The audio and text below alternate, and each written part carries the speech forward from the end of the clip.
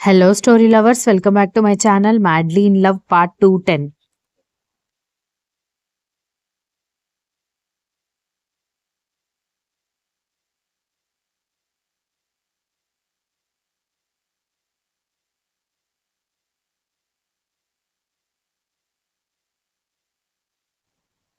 మాకు అలవాటు లేదని నీకెవరు చెప్పారు అని శాంభవి అడిగేసరికి దక్ష బిక్కమొహం వేసుకోవడంతో చిన్నప్పటి నుంచి ఇక్కడికి వచ్చినప్పుడల్లా మీ ఆయనకి, మీ వదినకి, మీ మరదలకి కింద కూర్చుని భోజనం చేయడమే అలవాటు.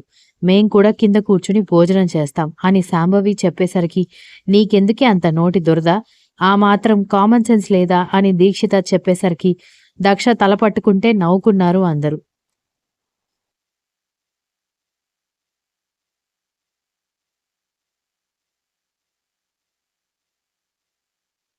వదినా, నా పక్కన వచ్చి కూర్చో అని స్నేహ పిలవడంతో ఏంటి కూర్చునేది, తను నా పక్కనే కూర్చుంటుంది అని వీక్ష పిలవడంతో ఇక్కడ నేనొక్కడున్నాను, నా పెళ్ళాం నా పక్కన కూర్చుంటుంది, మీ పక్కన కాదు అని కర్ణ ఇద్దరి వైపు వెటకారంగా చూస్తూ చెప్పడంతో నిజమే కదానే, నా మనవణ్ణి కూరలో కరివేపాకులాగా తీసి పారేశారేంటి అని అంది బామ్మ.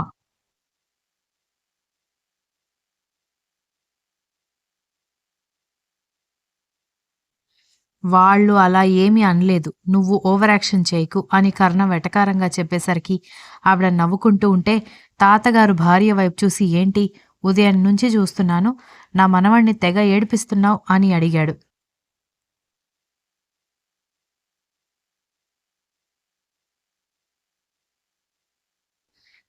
చిన్నప్పటినుంచి వాణ్ణి ఎప్పుడూ ఏడిపించలేదు కదా, ఈ మధ్య ఏడిపిస్తుంటే భలే ముద్దుగా ఉడుక్కుంటున్నాడు, అందుకే ఏడిపిస్తున్నాను అని ఆవిడ చెప్పేసరికి భలే వారత్తయ్య, నా కొడుకుని ఉడికిస్తున్నారా మీరు అని శాంభవి అడిగేసరికి మరి వాడికి ఇక్కడ శత్రువులు ఎవరూ లేరు కదా, ఒక్కరైనా తీపి శత్రువు ఉండాలి కదా అని ఆవిడ చెప్పేసరికి తీపి శత్రువు ఏంటి నాన్నమ్మ అని స్నేహ అడిగేసరికి అదే స్వీట్ ఎనిమి అని అన్నాడు విరాట్.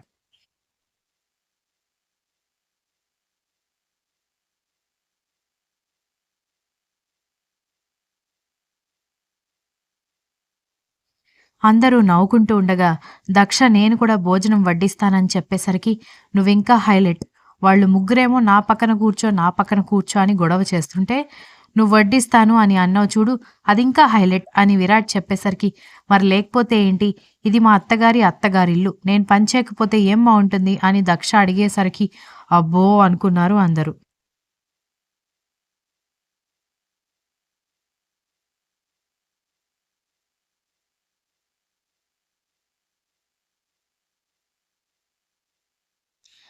ఏమీ అక్కర్లేదులే, 16 రోజుల పండుగ వరకు నీకు పనులు చెప్పరు, ఆ తర్వాత మీ అత్త ఇంట్లో పనులు మొత్తం నీతోనే చేయిస్తుంది, హాయిగా చేసుకో, ఇప్పుడైతే వెళ్ళి నీ మొగుడి పక్కన కూర్చో, లేదంటే నిన్నేదో అండమాన్ తీసుకువెళ్తున్నట్టు పెట్టుకున్నాడు ఫేసు అని అంది బామ్మ.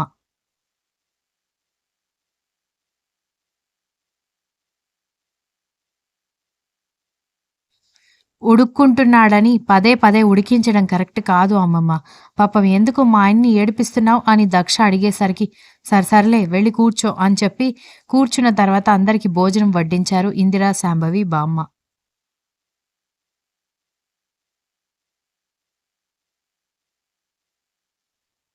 ఒసేయ్ ఒసేయ్, కూర్చుంటే లేవలేవు, లేస్తే కూర్చోలేవు, నీకెందుకే ఈ సర్కస్, కూర్చుంటే కోడలు ఇందిర భోజనం వడ్డిస్తారు కదా అని తాతగారు భార్య వైపు చూసేసరికి రాక రాక ఇల్లు మొత్తం మనవళ్ళు మనవరాళ్లతో సందడిగా ఉంది.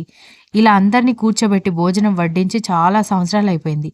ఎప్పుడో కర్ణ చిన్నగా ఉన్నప్పుడు స్నేహ నేల మీద పాకుతున్నప్పుడు వచ్చారు, ఏదో నా తృప్తి కోసం భోజనం పెడుతున్నాను, పెట్టనివ్వండి అని బామ్మ రిక్వెస్ట్ చేయడంతో ఇక ఊరుకున్నాడు తాతయ్య.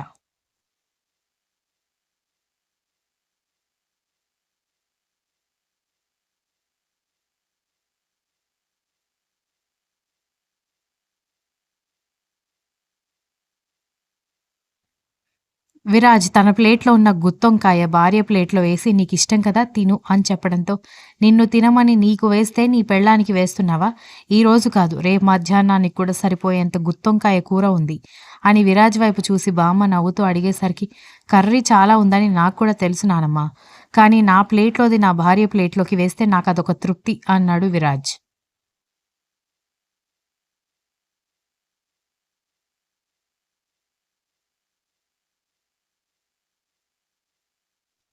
దీక్షిత అన్నం కలుపుకొని తినబోతూ ఉంటే విరాట్ బిక్కమొహం వేసుకొని చూస్తూ మర్చిపోయావా అని అడిగేసరికి అందరూ ఉన్నప్పుడు ఎందుకు అని చెప్పినా కూడా వినకుండా తానే భోజనం కలిపి దీక్షితకి తినిపిస్తూ ఉంటే నీ పెళ్ళానికి తినడం రాదా అని బామ్మ వెటకారంగా అడగడంతో తినడం వచ్చినా నేను తినిపిస్తే అదొక తృప్తి నానమ్మా అన్నాడు.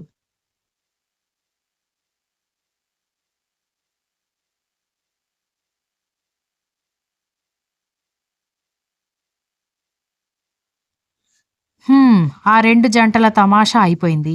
మీ తమాషా ఏమైనా ఉందా నాయనా? అని బామ్మ వెటకారంగా కర్ణ, దక్ష వైపు చూసేసరికి ఏమీ లేదు. జస్ట్ ఒకరి కళ్ళలోకి ఒకరు చూసుకుంటూ భోజనం చేయాలమ్మమ్మ. కానీ ఇక్కడ అంత ఛాన్స్ లేదు కాబట్టి మేమిద్దరం మేడ పైకి వెళ్తాం అని దక్ష చెప్పడంతో కాళ్ళు విరుగుతాయి అని చెప్పింది బామ్మ కూడా అలాగే నవ్వుతూ. దాంతో దక్ష బిక్కమొహం వేసుకోవడంతో కర్ణ సీరియస్‌గా చూస్తే ఏంట్రా కోపంగా చూస్తున్నావు? నీ పెళ్ళాన్ని తిట్టానని చూస్తున్నావా? లేకపోతే ఏంటి?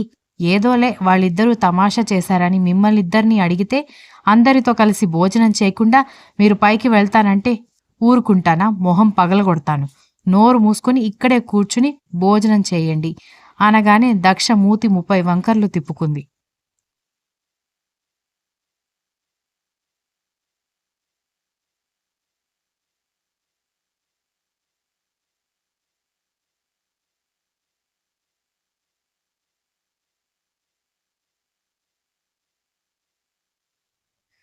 వీక్ష కూతురు తండ్రి దగ్గరికి పాక్కుంటూ రావడంతో అక్కడే ఉన్న పప్పు, నెయ్యి వేసి కారం తగలకుండా అన్నం మెత్తగా కలిపి కూతురికి తినిపించుకుంటూ ఉంటే దీక్షిత బాబు ఇంకా పాలు తాగే పిల్లాడే కావడంతో వాడిని పాలు తాగించి ఉయ్యాల్లో వేసింది దీక్షిత.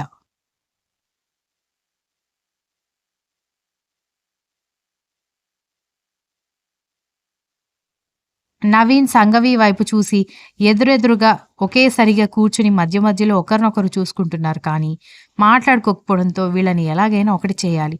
ఏం చేయాలనుకుంటూ సంఘవి చివరికి కూర్చుని ఉండడంతో కావాలని తన చేతిలో ఉన్న నీళ్ల చెంబు జార విడిచేసరికి అవి సంఘవి కూర్చున్న చోట మొత్తం పడిపోవడంతో ఆమె ఒక్కసారిగా లేచి నిలబడేసరికి అయ్యో నా తల్లి అనుకోకుండా చేయి జారిందే ముసల్దాన్ని కదా కళ్ళు కూడా సరిగ్గా కనపట్లేదు అని ఆవిడ చెప్పేసరికి పర్లేదులే నానమ్మ ఈ మాత్రం దానికి ఎందుకు టెన్షన్ పడుతున్నావు అని అంది సంగవి.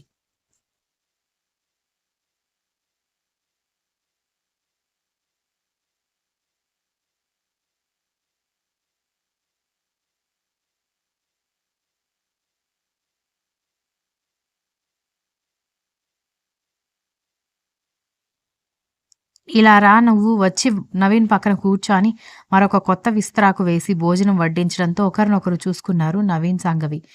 అత్తగారి ప్లాన్ అర్థమైన శాంభవి నవ్వుతూ బొటనవేలు చూపించడంతో "ఉష్ ఏం మాట్లాడొద్దు" అన్నట్టుగా కోడలి వైపు చూసి అందరూ భోజనాలు చేస్తూ ఉంటే మీరు కూడా కూర్చుని భోజనాలు చేయండి ఎవరికి కావాల్సింది వాళ్ళు వడ్డించుకుంటారు అనగానే ఇంతమంది ఉన్నప్పుడు ఎవరికి కావాల్సినవి వాళ్ళెలా వడ్డించుకుంటారండి?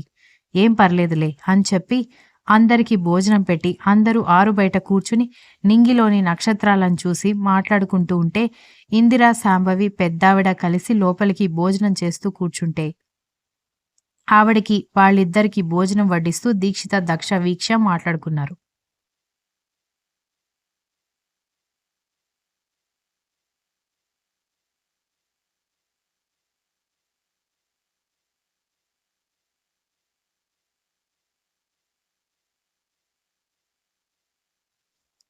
ఏమో అనుకున్నాను కానీ నీలో కూడా మార్పు చాలా వచ్చింది వీక్ష అని పెద్దావిడ చెప్పేసరికి అదంతా అని వీక్ష చెప్పబోతుంటే తన లైఫ్‌లోకొచ్చిన తన భర్త వల్ల, తన ప్రేమ వల్ల.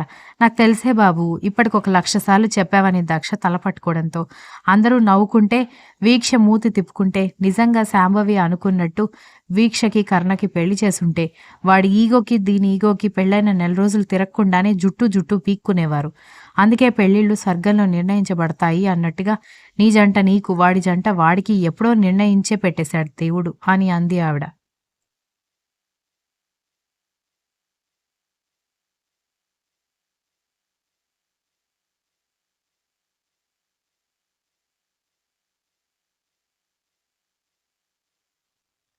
నిజమే అమ్మమ్మ. ఏదైనా చెడు జరిగినప్పుడు ఏడుస్తూ కూర్చోకుండా అదెందుకు జరిగింది, ఏం జరిగినా మన మంచికే అనుకుంటే అంతా మన మంచికే జరుగుతుందని నేను చాలా నేర్చుకున్నాను. నిజంగా విరాజ్ నా జీవితంలోకి రావడానికి కర్ణ నన్ను ప్రేమించలేదేమో అని అంది వీక్ష.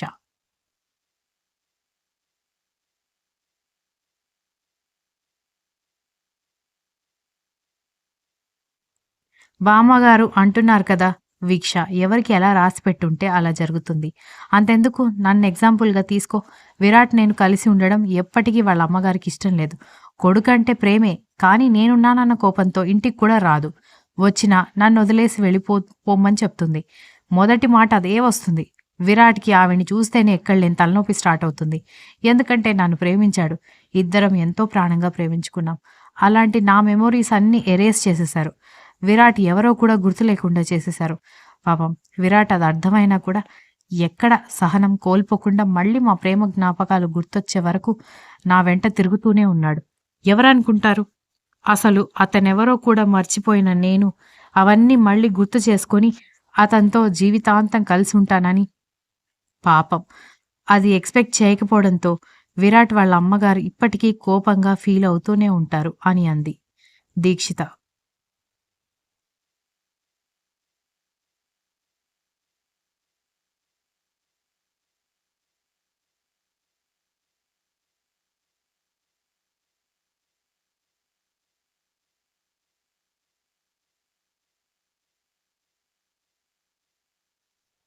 ఇంతమంది పిల్లల్ని కన్న నేను ఈ మాట చెప్పకూడదు దీక్షిత. కానీ ఒక మాట మాత్రం నేను చెప్తున్నాను. పిల్లలకి తల్లిదండ్రులు ఒకవేళ వాళ్ళు తప్పుడు దారిలో వెళ్తున్నారంటే అది తప్పు అని వాళ్ళకి అర్థమయ్యేలా చెప్పాలి గానీ, అది తప్పు అని మనమే ఫీల్ అవుతూ, అది మనకి నచ్చని కారణాన వాళ్ళు చేసేది తప్పు అని ఫీల్ అవ్వడం మాత్రం కరెక్ట్ కాదు. అందుకే కర్ణ దక్షని ప్రేమిస్తున్నాడని తెలిసినప్పుడు వాడికి నేను సపోర్ట్ చేశాను అని అంది పెద్దావిడ.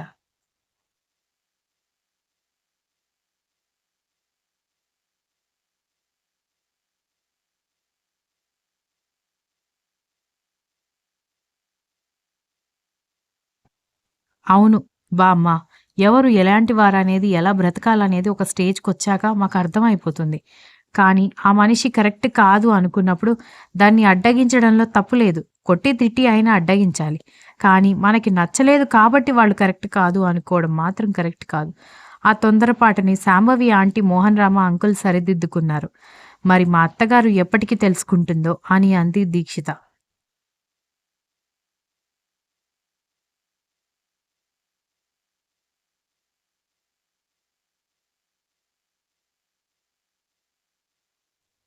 మీ అత్తగారు నిన్ను క్షమించాలి, కోడలుగా యాక్సెప్ట్ చేయాలని అనుకుంటున్నావా? అని దక్ష అడిగేసరికి, ఎందుకనుకోను?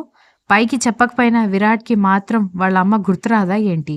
నా మీద ప్రేమతో నన్ను బాధపెట్టిందన్న కోపంతో ఆవిడ్ని దూరం పెట్టాడే కానీ, ఈ ప్రపంచంలో ఎవరికైనా కన్నతల్లి తర్వాతే దక్ష ఎవరైనా సరే. నా స్వార్థం కోసం ఆవిడ నన్ను ద్వేషిస్తుంది కదా అని తల్లి కొడుకులు వేరుగా ఉండాలని నేను కోరుకోలేను కదా! అని అంది దీక్షిత.